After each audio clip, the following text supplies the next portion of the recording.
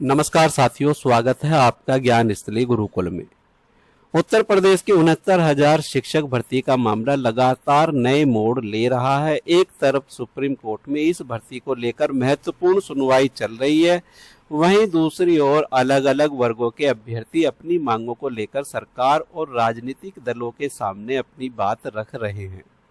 इसी क्रम में 25 जुलाई 2026 को अनुसूचित जाति एससी वर्ग के कुछ अभ्यर्थियों ने पूर्व मुख्यमंत्री और बहुजन समाज पार्टी की राष्ट्रीय अध्यक्ष मायावती जी के आवास पर जाकर ज्ञापन देने का प्रयास किया।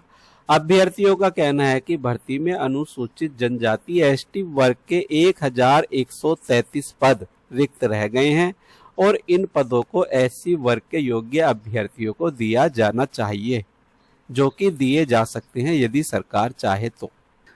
जो पीड़ित अभ्यर्थी मायावती जी के आवास पर गए हैं, एक झलक उनकी देखते हैं। आप लोग की मांग क्या है और यहाँ पर हमारी मांग ये है कि सर जो लिस्ट सरकार लेके जा रही है वो सही लिस्ट लेके नहीं जा रही है। बहन जी के पास है, सही लिस्ट लेके जाए ताकि एससी का जो है कैंडिडेट कोई भी उसमें नहीं आ पाया है। हम चाहते हैं 1133 थी उसमें एससी के लड़के एक भी नहीं उसमें आए हैं। मांग हमारी यही है कि सही लिस्ट लेके सरकार जाए वहाँ पे, तो जो लिस्ट करी गई है दोबारा लिस्ट सही लेके जाए, हमारी यही मांग है सरकार से।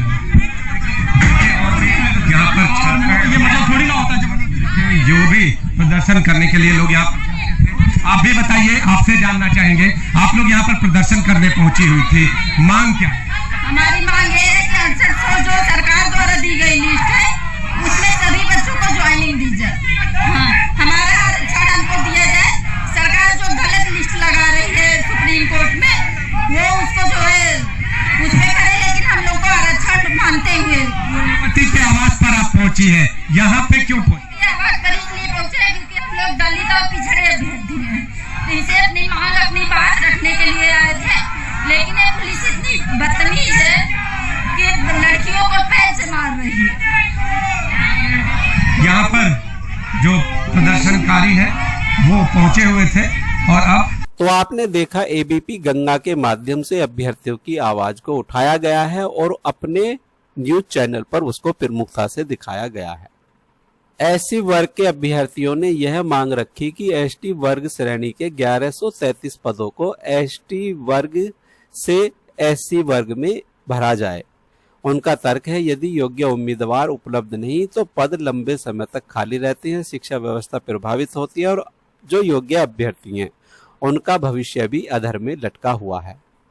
अभ्यर्थियों का कहना है कि बहुजन समाज पार्टी हमेशा दलित समाज की आवाज उठाने वाली पार्टी रही है, इसलिए उन्हें उम्मीद थी कि मायावती जी उनकी बात सुनेंगी और सरकार के सामने उनकी मांग रखेंगी, लेकिन ऐसा नहीं हुआ। इसके बदले अभ्यर्थियों पर लाठी बरसाई गई, जबरदस्ती गाड़ी में बैठाकर इको गार्डन छोड़ा गया, उनके साथ दुर्व्यवहार किए गए। आपने एबीपी गंगा के माध्यम से इसको देखा। यह एक संवैधानिक और कानूनी प्रश्न है। भारत में आरक्षण की प्रत्येक श्रेणी अलग अलग निर्धारित है। सामान्य स्थिति में एसटी के लिए आरक्षित पद सीधे एससी वर्ग को नहीं दिए जाते हैं। यदि ऐसा कोई निर्णय लिया जाना हो तो वह संबंधित नियमों, सरकारी नीति और न्यायालय के निर्देश के अनुसार ही संभव होगा। तो सरकार सुप्रीम कोर्ट में यह मांग रख सकती है कि 1133 पदों को एससी वर्ग को दिया जाए। अगर सरकार यह मांग रखती है तो मैं समझता हूं माननीय सर्वोच्च न्यायालय सरकार की इस मांग को मान सकता है।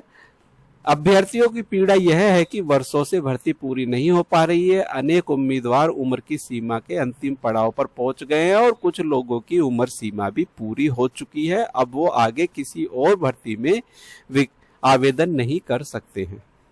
तो इन सब को देखते हुए अब सबकी निगाहें 28 जुलाई की सुनवाई पर टिकी हुई हैं, जहां सरकार द्वारा दाखिल दस्तावेज, लिखित प्रस्तुतियों और विभिन्न पक्षों की दलीलों पर चर्चा होगी। यदि अदालत किसी नई चयन सूची, रिक्त पदों या अन्य मुद्दों पर निर्देश देती है तो उसका व्यापक प्रभाव भी आपको देखने के लिए मिलेगा। अभ्यर्थियों की बात सुनी जानी चाहिए। लोकतंत्र में प्रत्येक नागरिक को अपनी बात शांतिपूर्ण ढंग से रखने का अधिकार है। साथ ही यह भी आवश्यक है कि सभी पक्ष कानून और न्यायालय की प्रक्रिया का सम्मान करें।